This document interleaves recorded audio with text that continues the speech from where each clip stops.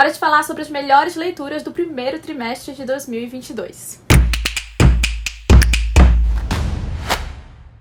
Oi, como é que vocês estão? Esse vídeo aqui, gente, é pra falar sobre aquelas leituras que foram 5 estrelas e favoritadas. E assim, eu sou uma pessoa que geralmente dou notas boas para as minhas leituras. Dificilmente eu desgosto de algo. Então eu decidi que nesse vídeo só seria falado realmente daqueles que foram o creme de la creme. Cacau Show, mentira, não é publi, poderia ser, porque eu amo Cacau Show, mas enfim, não é. Mas enfim, aquele top do top, né, que foi favoritado, 5 estrelas, 0 defeitos. E é isso, então são esses livros que vocês verão neste vídeo aqui. Eu pensei em fazer um ranking das leituras do primeiro trimestre. Eu até tinha comentado com o pessoal que me acompanha nas lives, nos grupos do Telegram, só que eu decidi mudar e falar nesse vídeo aqui só dos melhores livros, e aí, quando terminar o primeiro semestre, a gente faz, então, esse ranking de todos os livros lidos no primeiro semestre de 2022. Enfim, galera, antes, né, já deixa o seu like, se inscreve no canal e ativa o sininho pra não perder os próximos vídeos. Lembrando que se forem fazer qualquer compra na Amazon e no Magazine Luiza, por favor, utilizem o meu link, é uma forma de vocês estarem me ajudando financeiramente sem gastar nada mais. E se puderem, me sigam também no Instagram e no Twitter pra dar aquela força. Vamos começar então, eu vou começar com 2 histórias que eu terminei com quentinho no coração. Uma delas foi a HQ Como Fazer Amigos e Enfrentar Alienígenas, do Gustavo Borges e do Eric Peleias. Esse aqui é o segundo volume, o primeiro volume eu já tinha lido ano passado, que é Como Fazer Amigos e Enfrentar Fantasmas. O primeiro volume, né, acompanha o Léo, o pai dele é viúvo, e ele acaba de começar um namoro com uma mulher que tem uma filha, e elas vivem assim numa cidade mais do interior. É a história que se passa todos os anos 90, e o Léo adora videogame, ficar em casa, enfim. E a Olivia é totalmente o oposto, ela vive na rua, brincando e tudo mais. E a Olivia então convida o Léo pra fazer parte da Sociedade dos Investigadores Paranormais. O Léo no início ele não curte muito, acha a Olivia muito,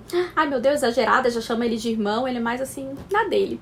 Mas no final das contas os dois viram grandes amigos, até assim, quase irmãos mesmo. E a história é a coisa mais fofa, eles vão atrás então de fantasmas.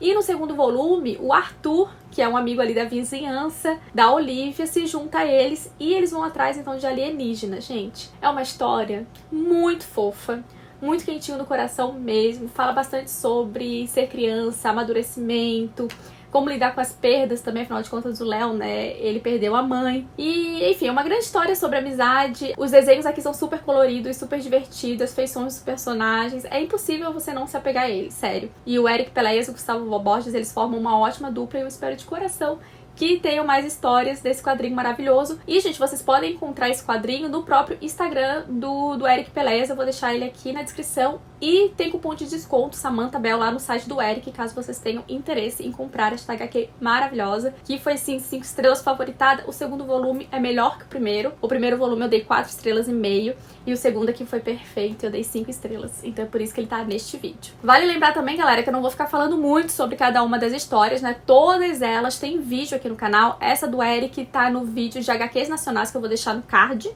aqui.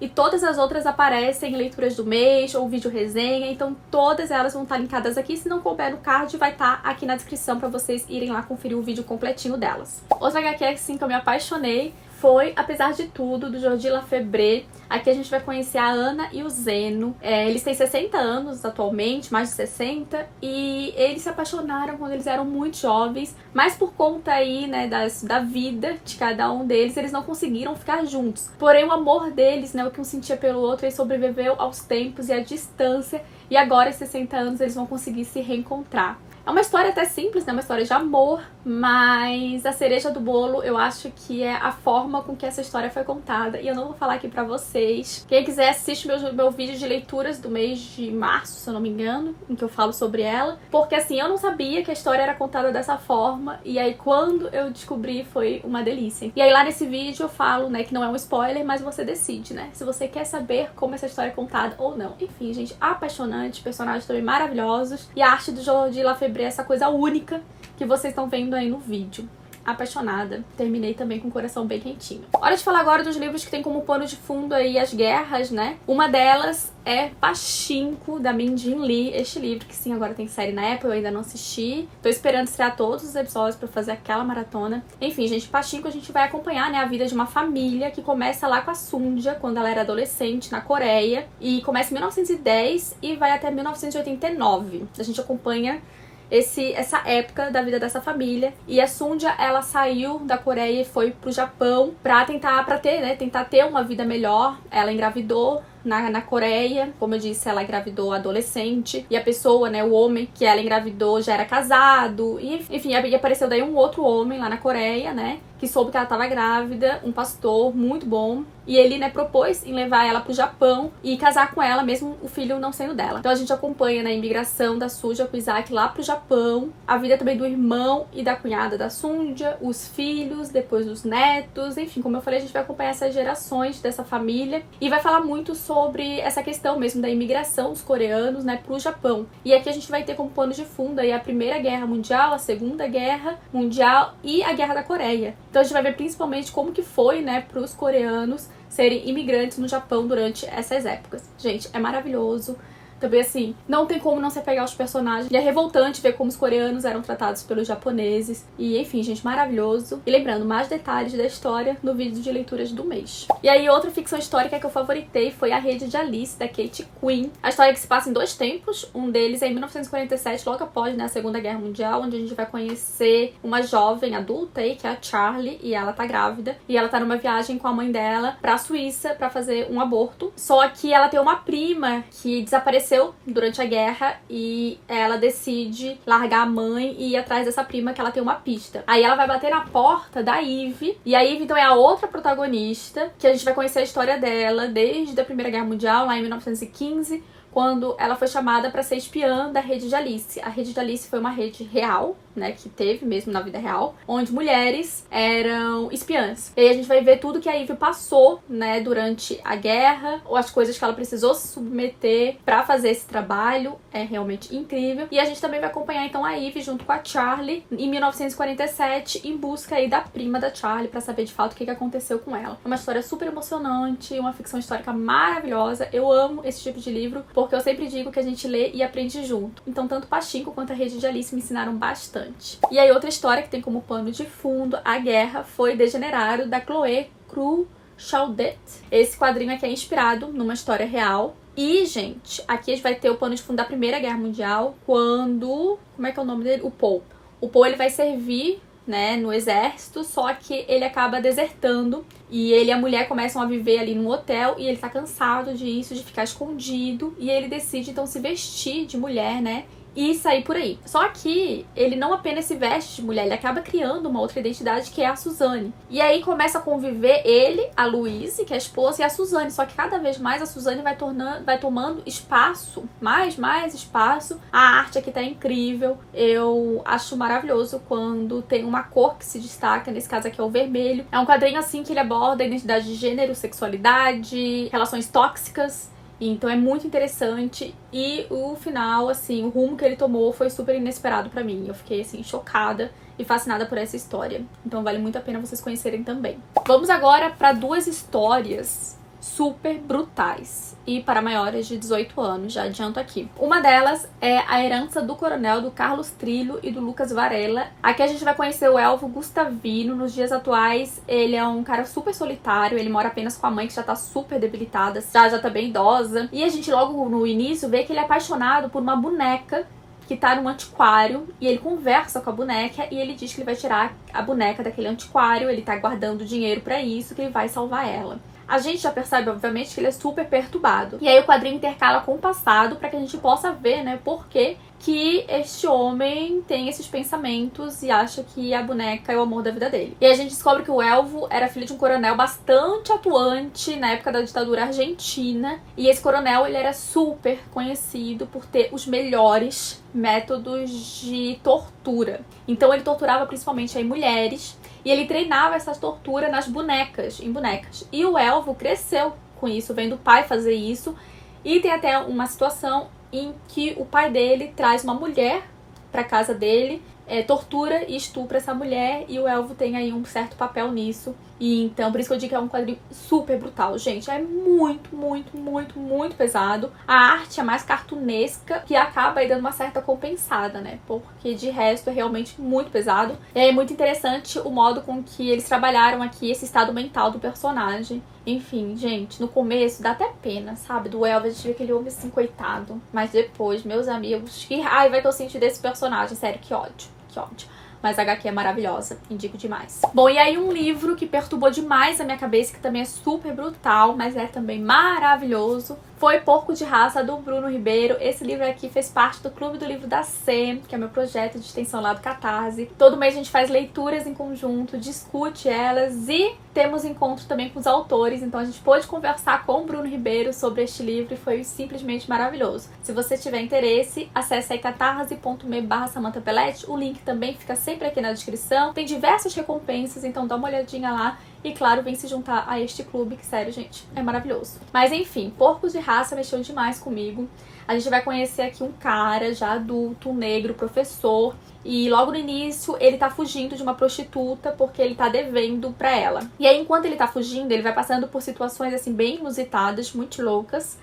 E depois ele acaba parando num local onde ele é jogado num ringue de luta com uma máscara de porco. E aí a alta sociedade fica lá torcendo e vibrando. E os caras, eles têm que bater. E a pessoa pode morrer, pode não morrer naquele ringue, enfim. E ali ele fica durante muitos anos. É um livro que faz você se questionar sobre diversas coisas, incluindo sobre a própria leitura aqui. Porque muitas das coisas não têm respostas certas. Cada um tem a sua interpretação, mas é um livro que é impossível, ainda bem, né? Porque isso torna ele ainda melhor. Você não ficar de olho nas críticas sociais que o Bruno ele traz aqui. Principalmente sobre o racismo, sobre a meritocracia, sobre o estado atual do nosso Brasil, por mais que seja, né, um livro distópico. Aqui a gente vai, né, ver que não é o Brasil em que a gente vive, porém se assemelha muito a ele. Gente, é uma loucura só. Todo mundo que participou do Clube do Livro da Sam leu e amou. E é isso. Se você gosta de histórias que explodem a sua cabeça, perturbadoras, eu tenho certeza que vocês vão gostar. É um livro bem violento, a linguagem é violenta, é direta, reta, não tem assim mimimi, sabe? Mas é um livro que não traz todas as respostas, esse não é o intuito, é um livro que pode ser muito confuso, mas eu achei maravilhoso, porque é aquele livro que você termina e fica com ele na cabeça por muito tempo. E eu gostei do começo, do meio e do fim. Eu terminei o livro feliz. Sabe? É estranho, porque o livro é pancadaria o tempo inteiro. Assim, você fica, o quê? O quê? O que é isso? Como assim? É alucinação? É verdade? E eu terminei o livro, tipo, abraçada com ele, falando, meu Deus, que livro bom, que livro maravilhoso. Então é isso, sabe? Leiam um pouco de raça, mas fiquem preparados, porque não é um livro pra qualquer um. Outro livro que também não dá todas as respostas e é ótimo pra fazer releitura. O Porco de Raça é maravilhoso, a gente termina já querendo reler, é surreal. Que é Mar Sem Estrelas, da Erin Mogerstein. Este livro também, né, foi super hypado, deu o que falar. E aqui a gente vai conhecer o Zachary. Ele vai encontrar um livro que se chama Doces Dores. E no livro ele encontra a história de um menino e é a história dele, na verdade. E ele fica encasquetado porque não tem a pessoa que escreveu esse livro e ele quer ir atrás, né, pra tentar descobrir. E aí também, a partir do momento que ele decide ir atrás, várias coisas inusitadas vão acontecendo, só que bem diferente de Porco de Raça. Aqui a linguagem é bem floreada, acho que posso dizer assim, poética. Só que tem muitas coisas também que você fica, caramba, que loucura é essa, irmão? Mas é tão lindo, é tão bonito e traz também aquele quentinho no coração. Mas é um livro que eu terminei e pensei, será que eu entendi tudo? Quero reler. Quero alguém que analise esse livro tintim por tintim. Porque, gente, ele é maravilhoso. E não só Doces Dores, tem outros livros dentro desse livro. E eu amo essas histórias que tem livros dentro de livro. Até tenho que fazer um vídeo sobre isso. O problema é lembrar todos os livros que eu li que tem livros dentro de livros. Enfim, gente, é uma viagem, mas uma viagem maravilhosa. Os personagens aqui são super cativantes, não só, né, os personagens principais, mas os secundários. É tudo muito bem construído. Os cenários, assim, você fica imaginando, sabe? Ai, gente, sério, maravilhoso. Leia O Mar Sem Estrelas. Também foi 5 estrelas favoritado. Mesmo, né, como eu falei, eu não pegando, acho, todas as referências e todas as ligações. Mas eu sei que ela fez isso aqui, sabe? Ela ligou tudo. Assim como o Porco de Raça. E isso eu acho genial. Então, por isso que também está nessa lista. lista. Hora de falar de um livro também que gerou o maior hype aí e de fato é maravilhoso, que é As de Espadas, da Farida Abkeh-Iamideh. Com certeza eu falei errado o nome, desculpa. Esse livro aqui foi publicação da Plataforma 21 e eu tenho um livro dedicado apenas a ele. Então, gente, ó, mais detalhes aqui. E aqui a gente vai acompanhar dois adolescentes, a Timaki e o Devon, que eles estudam numa escola super prestigiada, mas os dois são os únicos negros dessa escola. E aí um dia o pessoal dessa escola, incluindo, né, os dois, começam a receber mensagens de um tal de Aziz. E são mensagens expondo a vida da Timaka e do Devon. Os dois, né, que nem se falavam muito, eles são de classes sociais bem diferentes. A Timaka tem dinheiro, é super popular. O Devon, ele é bolsista, meio excluído, gay. Então, a gente começa a ver os dois se unindo pra descobrir, de fato, quem é esse Aziz que tá, assim, pronto pra acabar com a vida deles. E aí a gente vai ficando curiosa, né, pra saber quem é esse Aziz, bem tipo Pretty Little Liars, Gossip Girl, e eu adoro esse tipo de história. E vai tomando rumo, assim, inesperado. Pelo menos foi pra mim. E eu fiquei chocada quando eu descobri o que era. E eu amei. Eu amei a forma com que a autora, ela desenvolveu esses personagens, desenvolveu essa história. Gostei do fechamento. Eu acho que é um livro muito importante, que traz, né, toda essa discussão do racismo, principalmente. Então, acho que os jovens precisam ler. Mas assim, ó, não é um livro levezinho, tá? É um livro pesado. Eu acho que é o quê? Uns 16 anos pra cima, viu? Pra ler esse livro. Então é isso, maravilhoso também. E lembrando, né, gente, eu tenho um vídeo aqui em que eu falo só desse livro. Então vocês vão poder encontrar mais detalhes lá. Bom, e aí teve uma HQ nacional que já ganhou diversos prêmios, foi adaptada e que eu não tinha lido ainda. Porém, né, gente, finalmente esse momento chegou. Que foi Tungstênio, do Marcelo Quintanilha. Aqui a gente vai conhecer 4 personagens principais, que é um ex-sargento, um policial e a sua esposa e um traficante. E essas 4 pessoas e essas 4 histórias acabam aí se entrelaçando quando o ex-sargento vê uns pescadores jogando bomba no mar pra matar os peixes. E aí ele quer pegar, né, esses caras e fala daí pra esse traficante. E aí esse traficante tem contato aí com a polícia, com esse policial, chama esse policial e dá o rolo todo lá na praia e tudo mais. E a gente também acompanha daí a vida da esposa desse policial. A gente vê que eles têm um relacionamento super abusivo. E aqui a história, ela é contada, né, no presente, no passado, mas em nenhum momento fica confuso. O quadrinho aqui, ele tem muita ação, gente. Acho que, sei lá, talvez seja o quadrinho que eu li que tem mais ação. E eu amei, assim, porque de fato parecia que eu tava assistindo um filme. Eu tava agoniada e queria saber o que ia acontecer. Então foi uma experiência muito diferente de todos os outros quadrinhos que eu trouxe aqui pra vocês. E eu amei demais e entendi, né, por que essa HQ é tão premiada e tão falada. Então eu sugiro que vocês conheçam o Marcelo Quintanilha e que vocês leiam aí Tungstênio, porque eu tenho certeza que vocês vão curtir a experiência. Eu acho que lembra até um pouco de thriller, sabe? De você ficar tão agoniado, assim, com tudo que tá acontecendo. É muito, muito bom e não fica confuso, por mais, como eu disse, né, que vá pro presente e passado. E são 4 histórias rolando aqui. E as ligações também que essa história traz. Tem uma ligação, principalmente, que eu fiquei também chocada no final e eu amei demais. Então é isso. E aí outro livro que eu também queria muito ler, e finalmente chegou esse momento, foi O Peso do Pássaro Morto, da Aline Bay. Este livro aqui, gente, eu fiquei assim fascinada, primeiramente pela escrita, né, pela prosa poética da Aline aqui. Falando nisso, A Pequena Coreografia do Adeus, o outro livro da Aline Bay, é a nossa leitura do mês do Clube do Livro da C. E a gente vai ter encontro também com a Aline Bay. Então, gente, sério, se você não conhece o clube, conheça, tá? Eu juro pra vocês que vale a pena.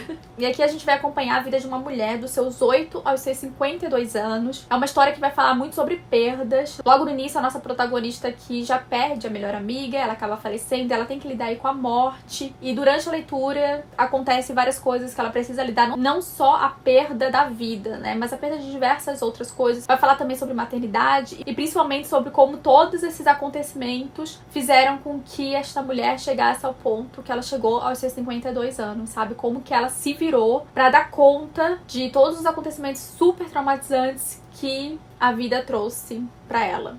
Não sei se deu pra entender direito. Mas assim, é um livro super forte, é pesado mesmo, né? Ela carrega muitos pesos, essa protagonista. Então, não vá achando que por ele ser fininho, ter uma prosa poética, que vai ser uma coisa assim, ai, de boa. Eu li em poucas horas, mas assim, foi intenso mesmo e maravilhoso. E é isso, a Aline Bay arrasa. Bom, e aí eu li um quadrinho documental que virou de fato um favorito da vida, que foi Primavera em Chernobyl, do Emmanuel Lepage. O Emmanuel, lá em 2008, ele foi com um grupo de ativistas e com outro ilustrador para as áreas contaminadas lá de Chernobyl. E ele vai mesmo para documentar, né, através dos seus desenhos, do seu quadrinho, como que tá a vida dos sobreviventes, das pessoas que moram ainda nessas áreas super perigosas. O acidente, né, de Chernobyl lá em 1986 foi o maior desastre, né, nuclear da história. Então, obviamente, que o Emmanuel ele foi para lá com muitos medos, né, tinha medo até do que ele ia comer, porque da onde que vinha aquela comida, poderia estar contaminada ou não. E a gente de fato vai encontrar todo esse receio dele. Só que ele achou que ele iria para essa zona de contaminação e iria ver só pessoas tristes, só iria ver esse reflexo da destruição. E aí ele se pega vendo o oposto disso, vendo pessoas felizes,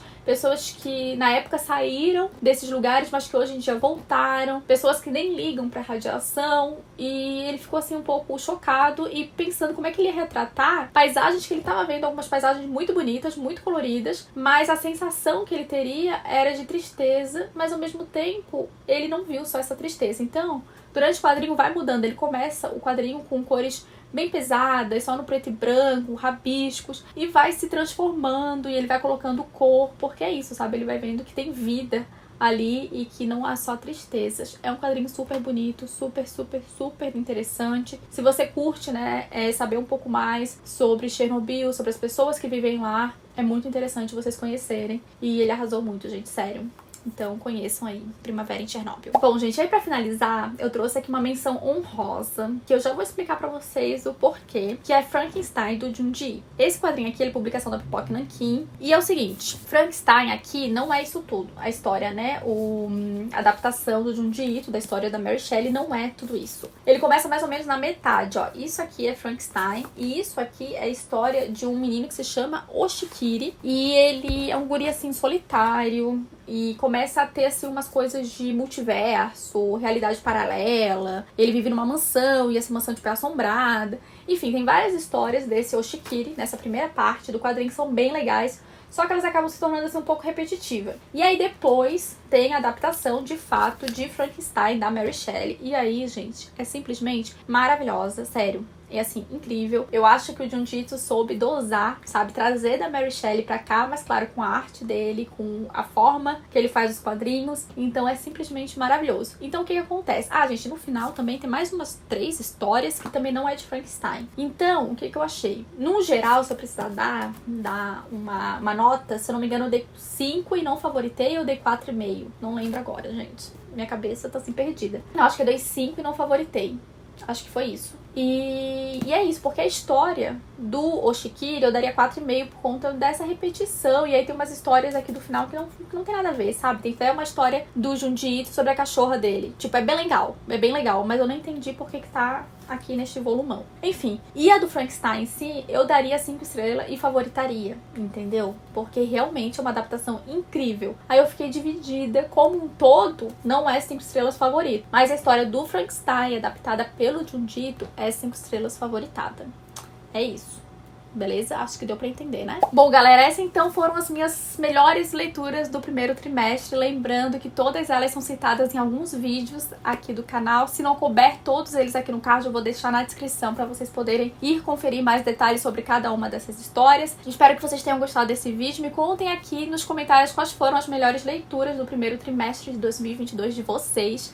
E eu quero agradecer principalmente ao pessoal lá do Catarse, que vem me apoiando já há alguns meses. O pessoal novo também que tá chegando, sejam todos muito bem-vindos. Muito obrigada por estarem comigo e apoiarem o meu trabalho. E claro, obrigada a você também que assistiu esse vídeo. Não esquece de dar aquela curtida, aquela compartilhada com os amigos, me deixar um comentário. E é isso, gente. Muito, muito obrigada. Um beijo e até o próximo vídeo. Tchau!